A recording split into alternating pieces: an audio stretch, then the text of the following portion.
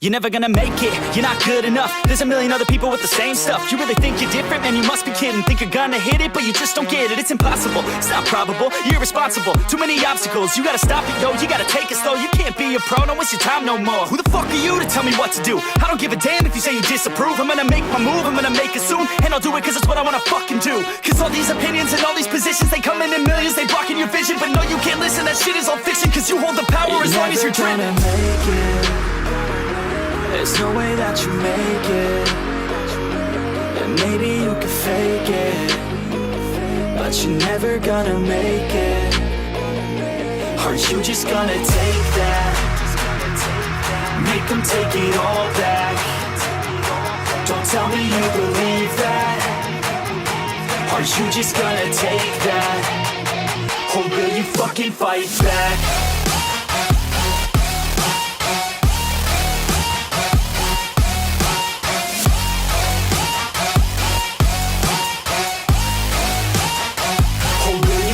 Fight back.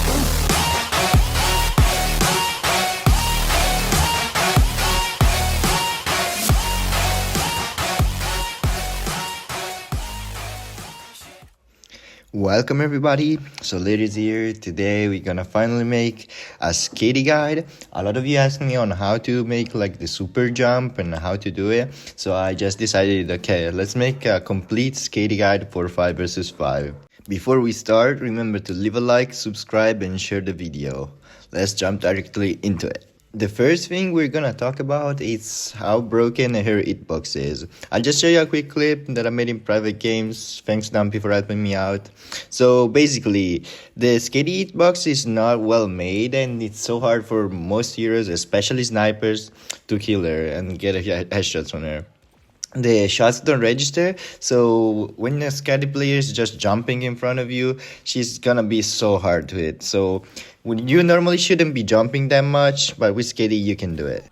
The next thing we're gonna talk about is her main weapon, which is a semi-auto gun, which can double tap most wishes with 2 headshots. The most important thing with Skadi is crosshair placement, which means you need to be able to predict where the enemies can be and keep your crosshair head level so that you can headshot them easily. As you can see on most of my shots, the enemies just land on my crosshair, but I'm gonna show you an example in the next clip. I knew the Judex was around here, so I just keep my crosshair at her head level, and as you can see I can kill her easily with 2 headshots. It's gonna be pretty easy to get headshot when the enemies are the same height as you, but you're gonna have to adjust your crosshair in height as well depending on where the enemies are, just like I did in this clip. The Gloria was going a bit on high ground first, then goes on the low ground, so I adjust my crosshair predicting where she's gonna be. The only time you really need to hard swipe with Skadi is when you are slightly missing multiple shots, just like I did in this clip. We can now talk about her 2 actives. The first one is the web ability, which is pretty straightforward and it's very strong 1v1 tool that stops the enemies from moving and usually grants you a free kill. Her second ability instead is the roll ability, which I have multiple ways.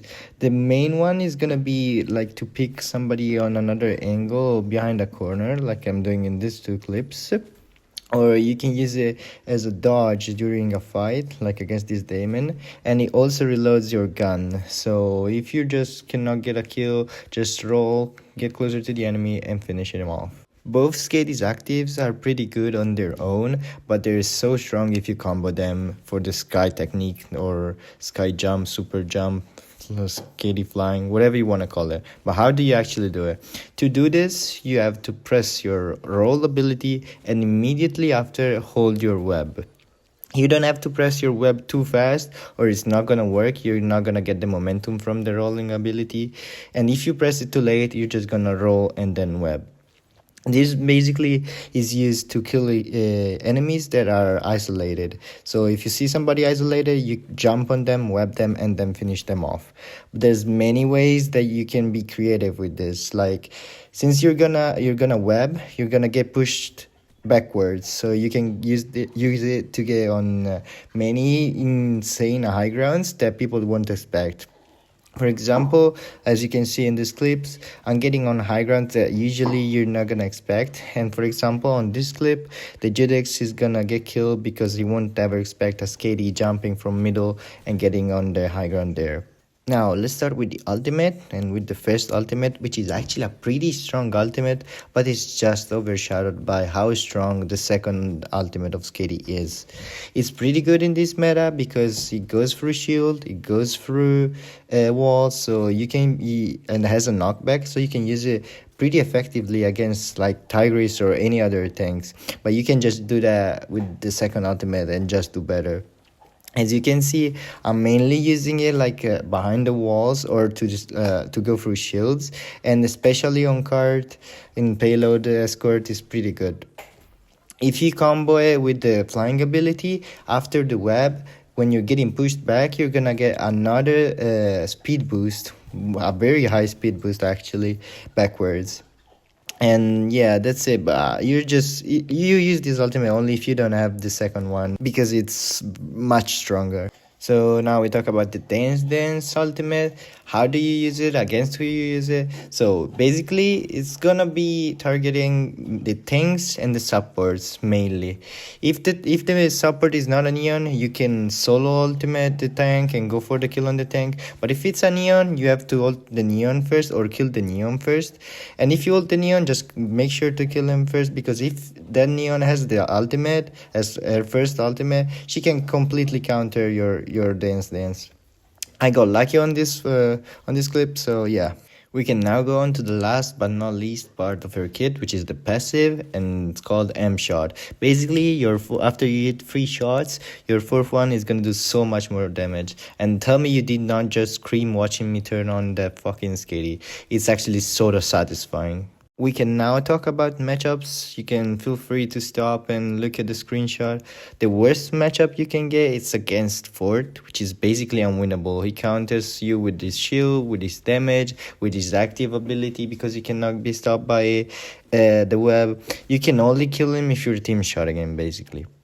Next one is gonna be another tank, Victor, which is completely countered and shut down by your web ability, as you can see. Same with Fate, he's countered by your web ability. You just wait for him to try to pin or just web him preemptively, and then you kill him with dash shots. The next not so easy matchup is actually against Ruby because of how her shield works. Especially with the second ultimate, you cannot hit her through the shield, so just gonna have to roll past the shields, web, and then kill her. Then we got the best hero in the game, obviously Tigris Pussy SK. You're gonna have to use your roll, which actually works pretty well against them, or your first ultimate, second ultimate, whatever you're gonna use it. You can roll past your past his shield or sideways, and most of the time you're gonna be able to hit him at least a couple of times. Be aware, a lot of Tigers are just gonna shield for shield, whatever, but some are just dumbasses like this guy, so you can literally shred them. Like, don't underestimate the damage you can do to him. Now we're gonna talk, after the best tank in the game, we can talk about snipers. So it's gonna be Hualing, Osas, and Lacia mainly. As I said at the beginning of the video, it's so hard for them to hit you, but in reality, like, they hit you but they just don't register. So just keep jumping in front of them, use your movement abilities, web them, and it's gonna be most of the time a pretty easy kill if you can web them, or at least if you can kill them before they either headshot you by luck or if they double body shot you. Next, we have some heroes like Christina, Judex, Gloria, and Damon, which headshot hitbox are so easy to hit with Skadi. It's really easy to win these matchups.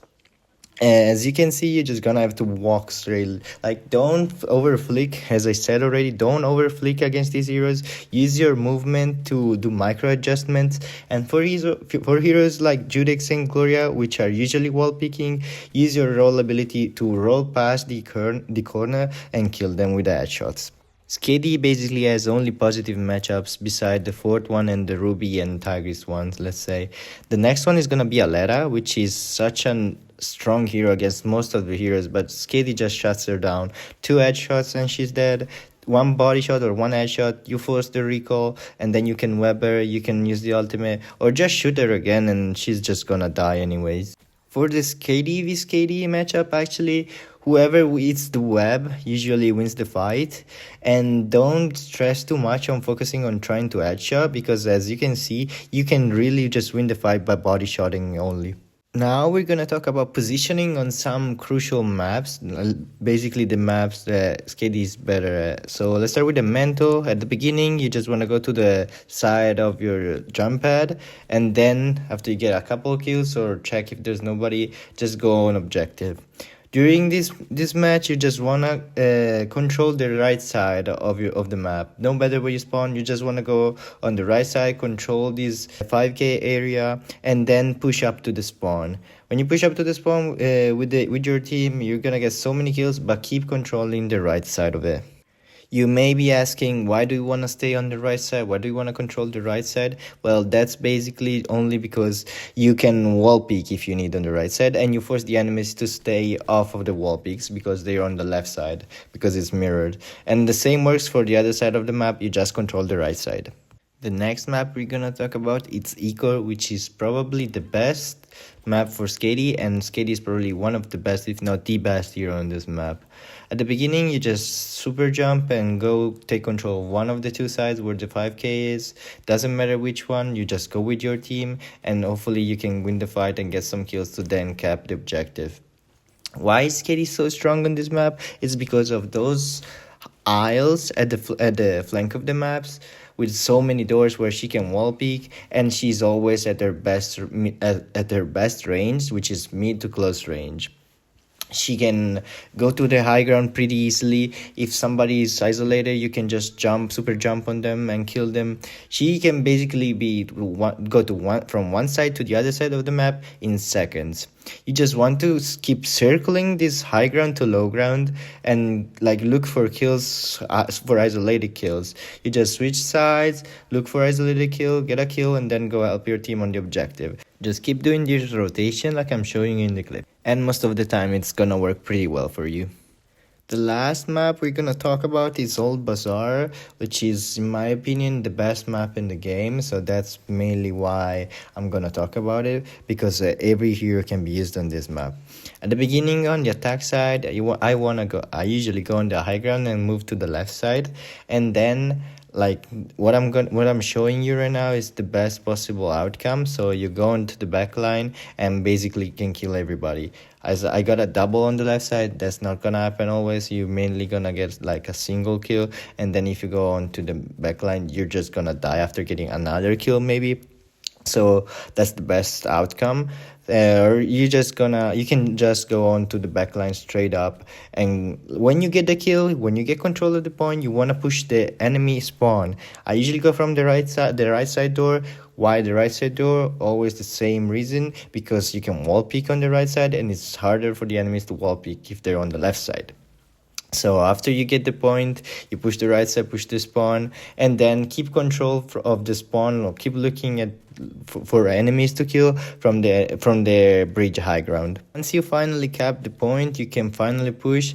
I really like controlling the right side, the room where the 5k is, so then I can push the enemies into the spawn. If you can keep the enemies into the spawn, it's the best thing you can do, either controlling the high ground, either controlling the left side or the low ground is the best thing you can do, because if you can keep at least couple enemies, especially the enemy neon from getting into the fight, it's gonna be a huge advantage for your team, because even if you're not there, two enemies are not there and their healer is not there, so it's gonna be a 4v3 for your team, and the enemy team doesn't have heals.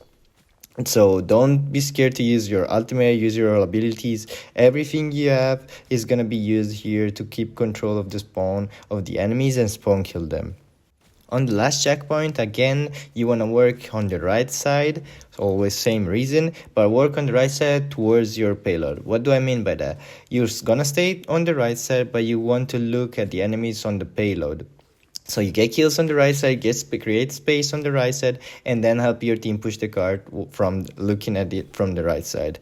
You can go push ahead when the cart is getting to the end, always go on to the right side, and you want to wall peek very hard on this side until it gets past the arch.